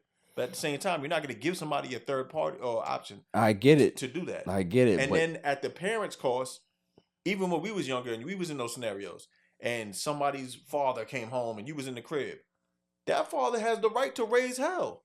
Because what are you doing?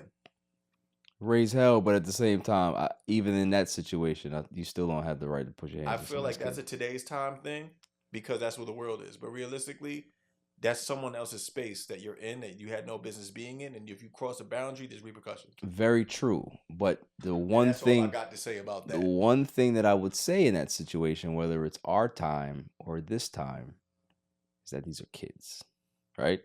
This is not a 25-year-old in your house with your 16-year-old daughter. So here's the thing. Or your 22-year-old. You feel what I'm saying? Like, think with a person like that, all right, cool.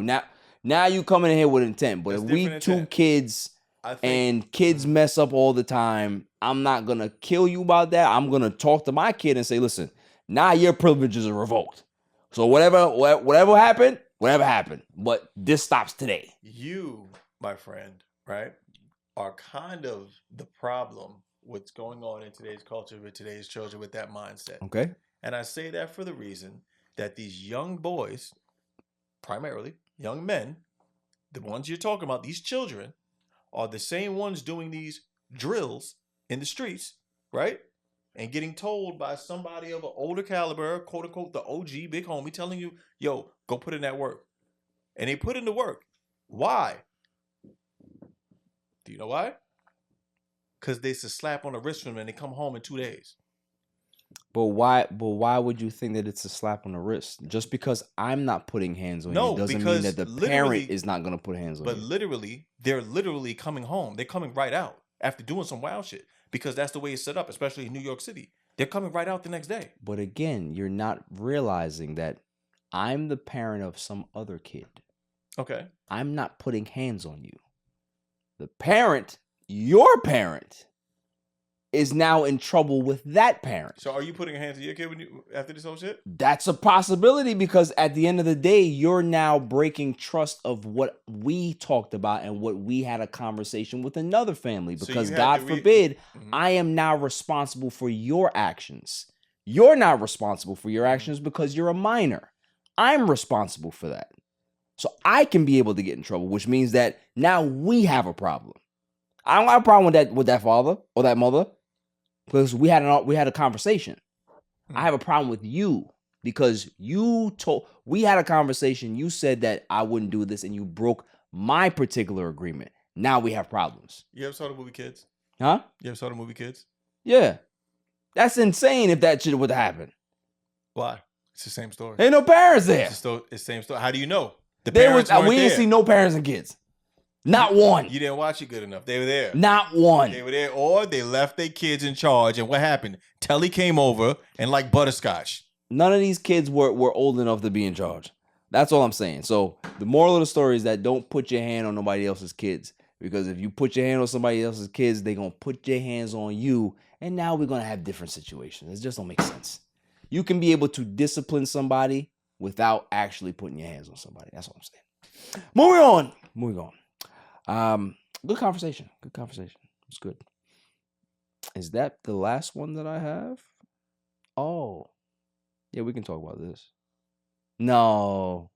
I'll leave that alone. That is my irrelevant news of the week. You got to be kidding me. I mean, how do you watch the... they stink. Hey, McFly, you chicken? About what? What you was about to talk about? I want to talk about it later. Okay, cool. Yeah. It's always funny when I go ahead and look at trends in the leagues, right? We see the NBA starting up into high gear, and some teams are struggling, some teams are not. But always look at things that stay the same. This is why people love conservatism, right? Because it's things that you want to remain the same. Basketball is not like that. Sports are not like that. You want the sport to be able to evolve. You want to have younger minds. You want, in football, right, the new trend is the young offensive coordinator that can be able to be the new head coach and have the great offense. They don't want the old plodding defensive guy anymore. They want a different look, right? Same thing in baseball.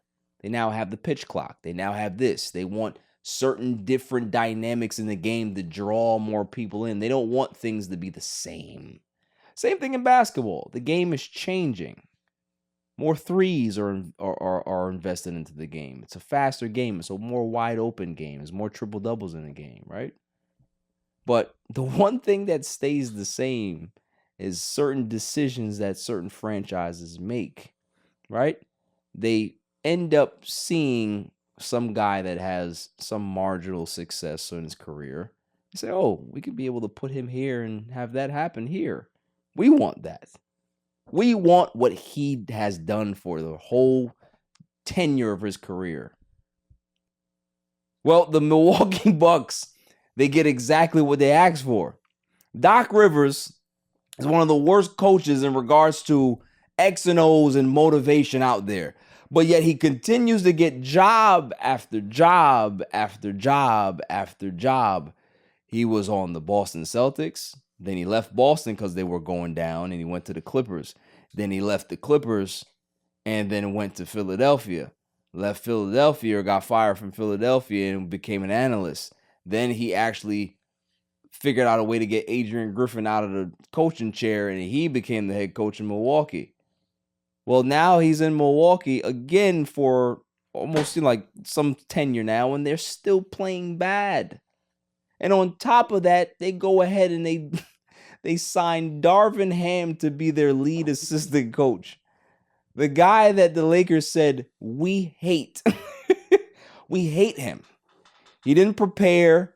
He had the players on edge. They didn't like him, and they wanted him gone. And this is what you're going to have in Milwaukee. Giannis is miserable.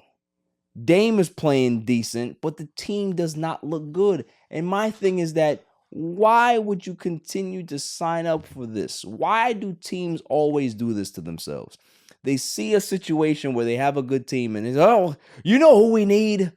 Doc Rivers. Doc Rivers is the guy that we need. The guy that's blown more Game 7 has more Game 7 losses than any coaches in history. The guy that continuously gets situations because he's had one championship. I've never seen one guy stretch one championship longer than Doc Rivers. Why? Why does he continue to get jobs? He's not a good coach. He's not. So, thoughts? I mean, you got a good agent. That's probably what it is. Look, how do you constantly get good situations? You got Giannis. You got Dame. Brooke Lopez. You got some good players on this team. and you choose Doc Rivers to coach your team? You see what Mike Budenholzer is doing in Phoenix right now? The team is killing. They look good. I'd rather you keep Mike than do what you're doing here with Doc Rivers. Certain guys have a shelf life. Doc Rivers' shelf life was expired 7 years ago, maybe longer. So for him to continue to have these chances to be able to coach these high-profile players and then choke in the playoffs like he always does, you never hear criticism from Doc Rivers. Wouldn't that be crazy if Giannis ends up leaving after he was the one that told the Bucks, go get Doc Rivers? Who do you blame more? Giannis or Doc? It's crazy. I just find that funny. Yeah, I'm not going to go too much into it because it's too early in the season, but man, do they look bad. They do. They don't look good right now. Moving on. Paolo Banchero, superstar for the Orlando Magic, he's hurt. Out indefinitely with a torn oblique. I think they said that he's going to be out 4 to 6 weeks. That's a long time, man. So hopefully he can be able to come back because this kid is really, really good. Like, I hated on him coming out of Duke because obviously I didn't like the way he performed at Duke. He didn't do what he had to do. He didn't get us to the national championship. Didn't like it. He half-assed it at Duke. I didn't like it. So he's now on Orlando. He's doing his thing. He's averaging like 29 points a game, 5.5 rebounds, 5.5 assists. Got this team looking good. And now this particular injury is going to put a stop or a halt to their momentum. And we'll see if they can be able to kind of stay above water while he's out. That's a long time to be out, man. So shouts to Paolo Banchero. I hope he, gets healthy soon. He can be able to maybe cut that time in half and get back to his team. But he's a really talented kid. I'm not even gonna hate on the kid, man. He's good. He has a little bit of Melo, a little bit of Brandon. What's his name? Brandon Ingram. I like that combination of Melo, Brandon Ingram. His game is very, very smooth, man. Like his game. I appreciate him, and hopefully he can be able to get back in time. After the break, I'm going to talk a little baseball, and then we have Dummy of the Week. Baseball talk. Shouts to the Los Angeles Dodgers for winning the World Series. It was one of the most painful World Series that I've ever seen. Not the fact that the Dodgers won, because they were the best team all year. They were projected to win the World Series due to the fact that they, signed Shohei. They signed Yoshinobu Yamamoto. They had all the guys that they had: Freddie Freeman, Mookie Betts, Tommy Edman. All these great players that they have, right? Granted, shouts to them. What bothers me is the fact that the Yankees played so bad that as Met fans, we can be able to say that had we beat those Dodgers, we would have beat the hell out of those Yankees. And we would have been celebrating in the streets right now. Queens would have been lit. That's what bothers me. Because what I've seen in that series is mistakes, errors, brain fog, the lack of a clutch gene. Everybody talks about how good Aaron Judge is. And he's good. Not saying that he ain't. This guy's a guy that can hit 60 home runs. He almost was the Triple Crown winner this year. But what bothers me is how they've gone about it. You know that there's a mandate by one of the dumbest commissioners in sports, and I say it all the time, Rob Manfred is the worst commissioner in sports. Put out a mandate from the office and said, you shouldn't walk guys like Aaron Judge and Shohei Ohtani. You need to pitch to them in a regular season. It's not baseball. But you know what that ends up doing to a guy like Aaron Judge? That when the playoffs start, that mandate gets thrown out of the fucking window. So it's just like James Harden. You're going to referee James Harden in the regular season differently than you would referee him in the playoffs. he'd get a lot more calls and a lot more leeway in the playoffs, in the regular season, that he would get in the playoffs. What I've seen out of Aaron Judge, if you go ahead and go pull his career numbers up in the playoffs, he's batting a little bit over 200. I think he has like 16 home runs, but that's not good enough for a guy that's supposed to be your franchise player.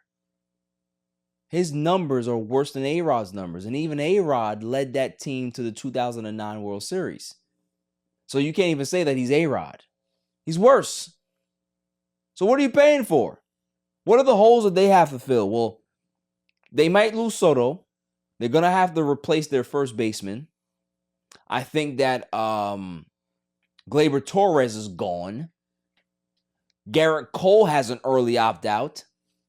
There's a lot of holes that this team needs to fill, and they always say, well, we ain't got no money.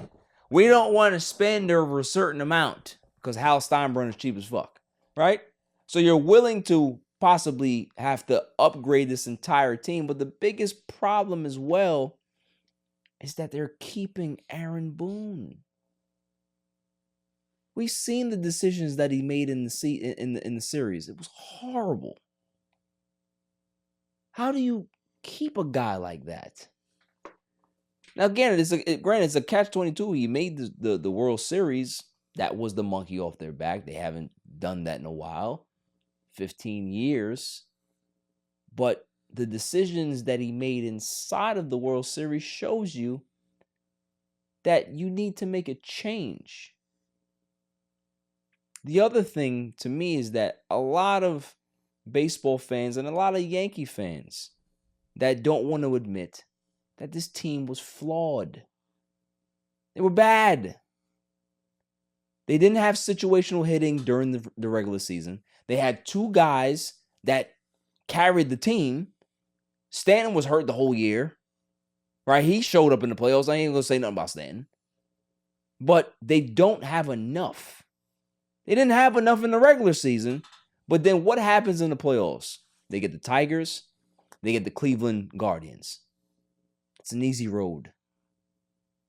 It's an easy road to the World Series.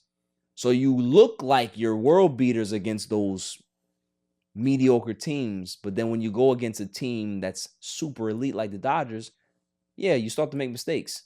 Because you know that you can't physically compete with a team like that. Judge, when was the last time Judge had an error? Couldn't catch a ball in the outfield? This is the guy you're paying $40 million to? Soto probably saw that and said, you know what? Get the camera. Get the camera right now. I'm standing right here. Who the hell has a press conference right after the World Series asking about your free agent status? And he said, yeah, come everybody I'm going to talk to. Then he would say, yeah, I enjoyed my time as a Yankee. We had a good run, blah, blah, blah. He was like, yeah, nah, I'm going to talk to everybody. I'm going to talk to everybody. We know what's up. So, as Yankee fans, sorry, not sorry. Dodgers were a better team.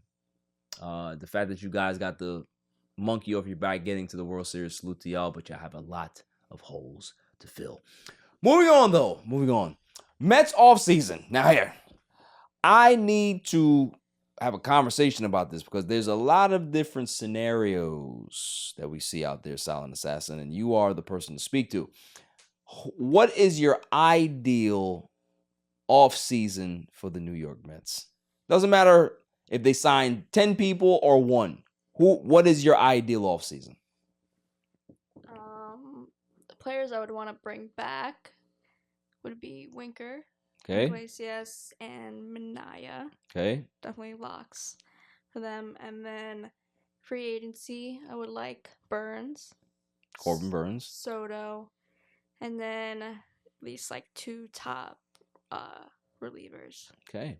And then another like middle, another guy for the rotation. Yeah. So that's not a bad offseason. I would like to see that. I'm not going to be as detailed as you. Okay. Because you say you're starting pitching. Soto. That's it. You get me Soto. I don't care if you get me anything else. Just get that, right? There's one guy. You didn't get Shohei, didn't even get a chance to sign him because everybody knew that was the worst kept secret in baseball. He was going to the Dodgers, right? So you didn't even have a shot. This right here, you got a shot. They've been linking Soto to the Mets for a very long time. At this point, Cohen needs to say to himself, do I really want this guy or do I want to be in some bidding war? Because if the Yankees offer $550 million, right?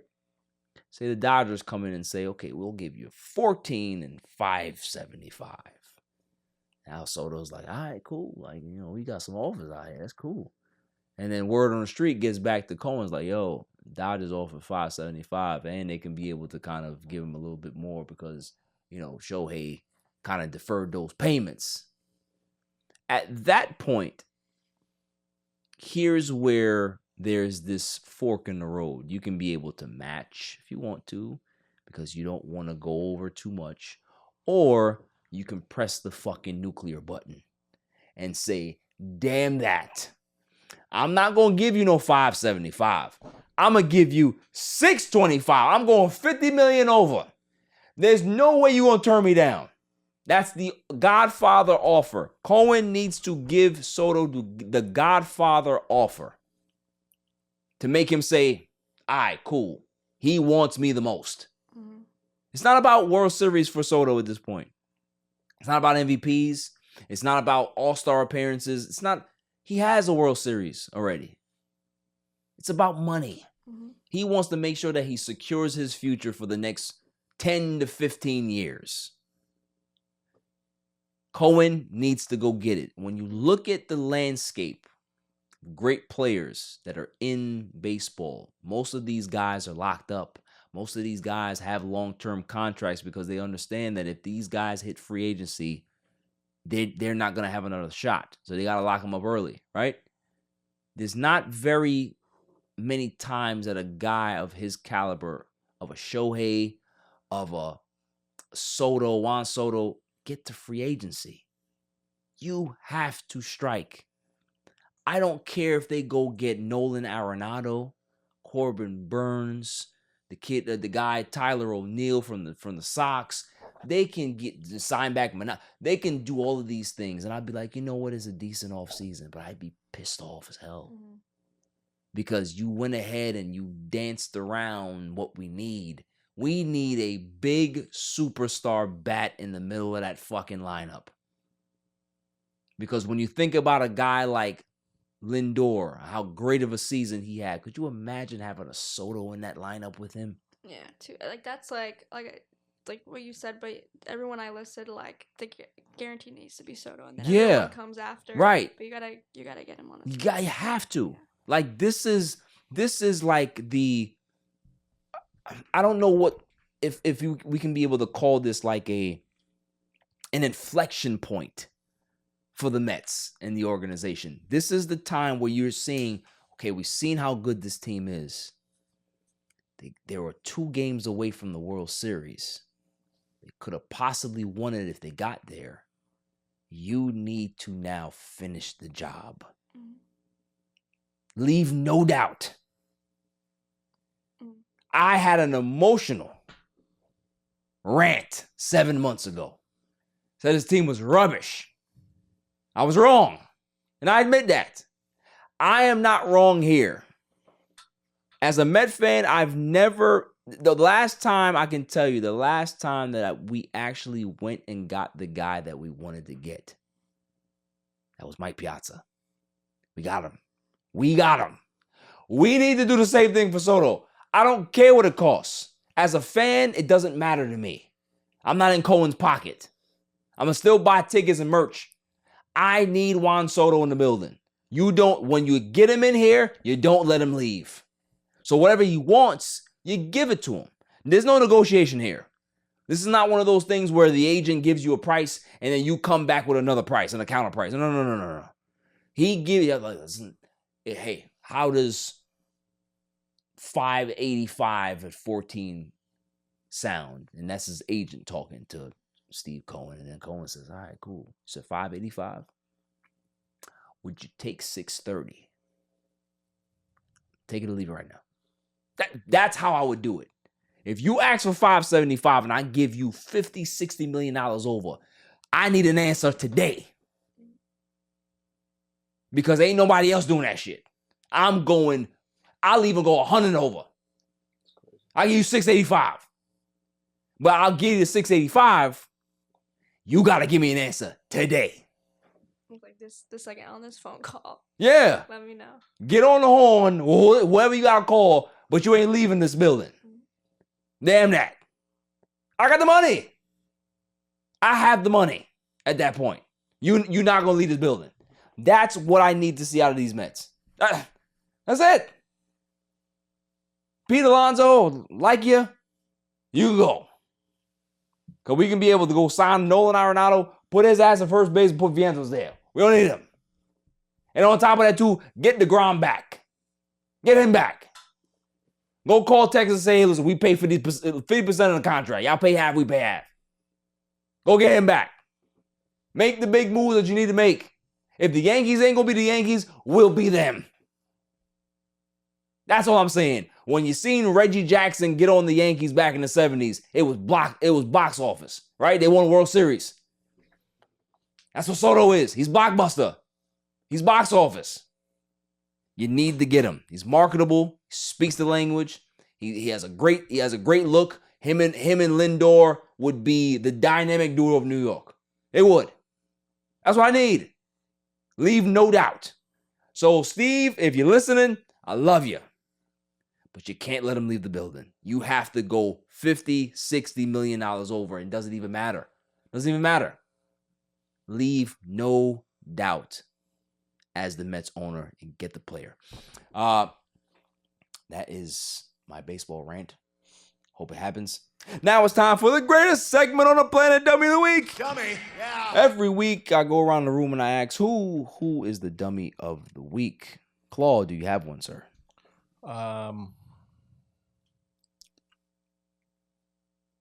Yes, I do. I'm listening. And you might have said this last week, but I'm going to say it. Lil Durk. Why? Because who hires people to, clean up your problems and use their credit card to do that? Somebody who's just not about that life. I guess. And then got ratted on by somebody who's wearing a watch. It's just nasty. Like, that's nasty word. How do you predict your future in your rap lyrics? That's a choice. It's pretty stupid. So that's what I got. I think that's just damn. We had so much opportunity, you just botched it all. Probably had a dog too. I don't know. It might have been a cat person. Yes. Dummy. Yeah. Jimmy, do you have one? Yeah, I guess so. So we're always bashing on him, but I think I gotta just give it to Trump. Speak into the mic, sir. I can't hear you. Oh, to Trump for the whole. This, like, he was in the McDonald's and then he's in the garbage truck. Yo, and I just want to know who's falling for, who's like watching Donald Trump give like French fries to some couple they paid to like probably come. That's what I'm saying. And the thing they're is, like, oh, he's a, like, I don't get, like, what is this convincing anybody of? No one. I don't know. No one. And the fact that he closed down the McDonald's, to do this shit. It wasn't even like the restaurant was open. You close it and then it's a photo op because all the people that pulled up to the damn store were already supporters of you.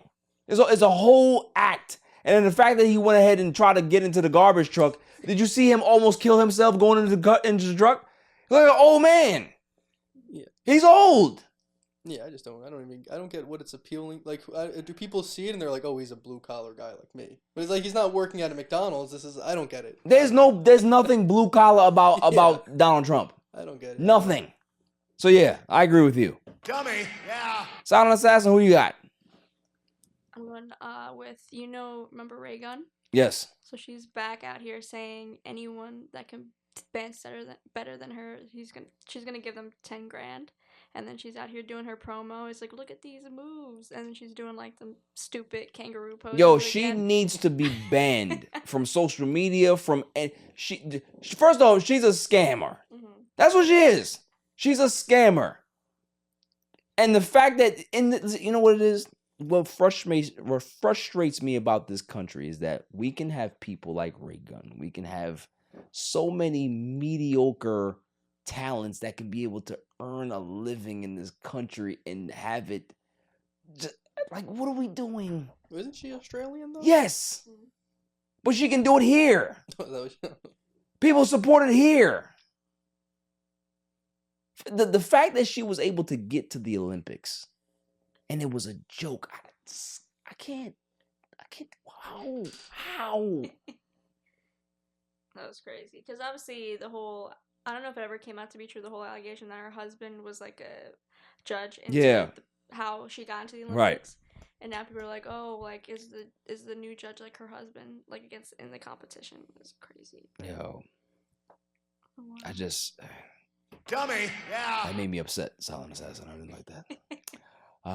I have mine. May I have the drum roll, please? And the winner for Dummy of the Week, Gisele Bündchen. Gisele Bündchen is my dummy. Now, there's my thing, right?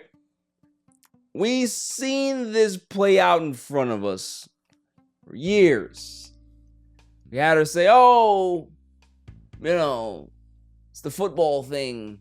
You need to make sure you quit football because you promised me you're going to quit football. No. That was all a ruse. That was all a front. This man is a jock. This man's whole life is about football. The man is now the owner of the Las Vegas Raiders. That's what he wants to do, right? It was all a cover-up for her to do what she wanted to do. She's now pregnant for the same judo instructor that she left the man for. This is foul. Because it was in play for years. That's all I'm saying. This don't look good. It's sloppy. It's sloppy. You're supposed to be... I don't like the way this looks. I'm not gonna lie to you. She might be happy. This guy's happy. I'm sure he's happy as hell. That's like anybody that gets Oprah at this point, right? You hit the lottery, right? You hit the lottery. But come on now. You gotta think about how Tom Brady feels. How the children feel. To know that your judo instructor is now the baby dad. Come on now, man. What you doing? I don't like it. When men do it, it's sloppy, right? It's wrong. Everybody, I haven't heard nobody talk about Gisele Bündchen. I'm gonna talk about her though. Because I seen the setup years ago. I seen it. She didn't want no parts of Tom. She made an excuse. That was her out. Oh, you don't want to quit football? Okay, you want to go down to Tampa Bay? Hey, go ahead. Go down to Tampa Bay. See what you want to do. She over here getting tackled by this judo. Getting tackled by this judo instructor every week. That's foul. Nasty work, man. I don't like it. I'm defending Tom Brady here. So Gisele Bündchen gets the dummy. Yeah. The other one is Claw. Who's the rookie for the Jets? Who's the rookie for the Jets? The rookie for the Jets? I can't hear you. Sorry, Malachi Corley? Yeah, that guy. What about Malachi Corley gets my dummy of the week. Good. Dummy. Yeah. Because the fact that the man, he gets his opportunity in football, right? He said, kid, we're calling your number. Get in there. Make us proud. Right? This is your Rudy moment, right? You get in there, you run past everybody like Forrest Gump. You get to where you're supposed to be and you drop the ball. Right before entering the touchdown. I don't understand that. How are you flexing and you don't even score yet?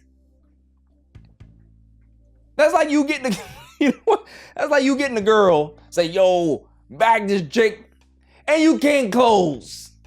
And she likes you. She said, hey, let's do a Netflix and chill. You come over to the house and you go to sleep. What are we doing? You chilled. Yeah, you chilled. And she looking at you like, there's no clothes here. What are you doing? So Malachi Corley gets my dummy. Yeah. PSA. It is your American right to vote. It's also an American right to have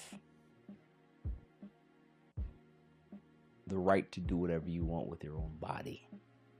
That's on the line in this election, right? No matter who you want to vote for or all this other stuff, think about things not in a micro level, but a macro level.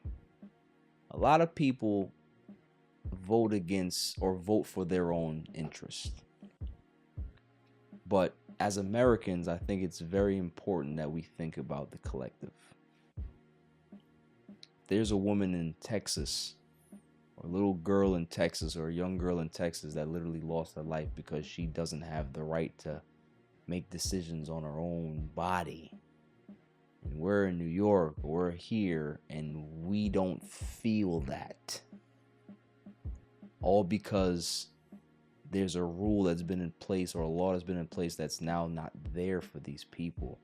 You have to think about these things when you go to the ballot box. That can be your sister. It could be your mom. It could be a friend of yours. Family member. Somebody who you just passed in the street and had a good word with. All of these things are super important. So, yes, thinking about yourself and your particular situation is important. But thinking about others is also important as well. That's why we're Americans. That's why we have these freedoms that we have. Don't take it lightly. Women deserve to have the right to choose what they want to do with their own bodies. And not somebody thumping a fucking Bible is going to tell you any different. That's the thing that bothers me in this country, is that we've gotten to such a fever point that things don't make sense anymore. Rational things don't make sense anymore because we've gone to so many different extremes in our society. Whether jokes are too extreme, movies are too extreme, having our kids play with other kids is too extreme, politics are too extreme, religion is too extreme. All of these things need to stop. We need to understand that on a micro level, yes, think about your own selves, but at a macro level, we as Americans need to do better. We need to understand that Roe v. Wade is the law of the land. Even if you don't agree with it, let the woman be able to choose whatever the fuck they want to do. That's all. 4 days. 4 days. We'll see exactly where this country is going. I know where I'm voting. I know who I voted for. That's all I'm saying. So until next week is going to be the show after the election. Boy, that's going to be insane. Can't wait. Till next week, stay safe, stay cool. Peace. Goddamn Yankees. All they had to do was just not go there. I'd rather the Guardians. That's all. Judge. James Harden. That's who he is. Who cares?